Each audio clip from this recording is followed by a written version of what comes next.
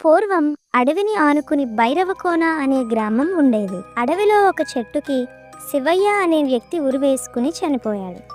3 నెలల తర్వాత ఆ ఊళ్ళో గంట మోగిన చప్పుళ్ళు వినిపించేవి. ఆ శబ్దం ఎక్కడ నుండి వస్తుందో, ఎందుకు వస్తుందో తెలియక గ్రామస్తులు భయపడేవారు. రాత్రులు అయితే మరింత వణికిపోయేవారు. ఒకరోజు 2 కుర్రాళ్ళు అసలు విషయం తెలుసుకుందామని అడవికి బయలుదేరారు. అడవిలో ఇద్దరు నడుస్తుండగా గంట శబ్దం విని భయపడ్డారు. దారిలో ఒక శవాన్ని చూసి భయంతో వెనక్కి పరుగులు తీశారు. ఊర్లో అందరికీ ఆ విషయం చెప్పారు.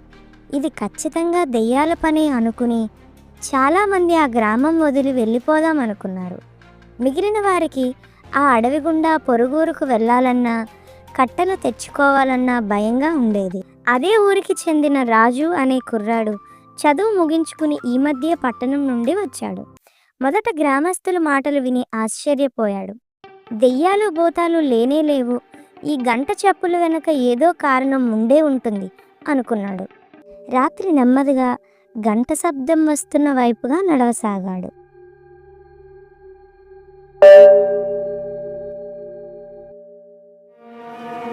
అక్కడ కనిపించిన దృశ్యాలను చూసి ఆశ్చర్యపోయాడు.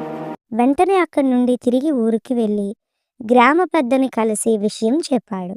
గ్రామస్తులంతా కలిసి రాజు వెంట అడవికి వెళ్ళారు.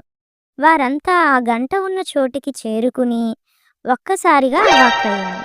అక్కడ ఒక చెట్టు నిండా కోతులే ఉన్నాయి. కొమ్మకు గంట వేలాడుతుంది. కోతులు అటు ఇటు గెంతినా, పెద్దగా గాలి వీచినా అది మోగుతుంది. గ్రామస్తులు నెమ్మదిగా చెట్టు కొమ్మనున్న గంటను తీసివేశారు. గంట సంగతి సరే, మరి ఆ వ్యక్తిని ఎవరు చంపి ఉంటారు అని అడిగితే బదులుగా రాజు ఆ వ్యక్తికి గుండె సమస్య ఉందని తెలియక అడవి మార్గంలో ప్రయాణించి ఆ గంట శబ్దాన్ని విని దెయ్యం అనుకుని భయపడి గుండెపోటుతో చనిపోయాడని చెబుతాడు. అసలైన దెయ్యం ఎక్కడో లేదు, అది భయం రూపంలో మనలోనే ఉంటుంది. భయాన్ని అధిగమించినప్పుడే జీవితంలో ఏదైనా సాధించగలం. మూఢనమ్మకాల వల్ల ఇన్ని రోజులు దెయ్యం అనుకుని భయపడ్డామని నిజాన్ని తెలుసుకోవటం వెనుక రాజు సాహసాన్ని, ధైర్యాన్ని ఊరు వారంతా మెచ్చుకున్నారు.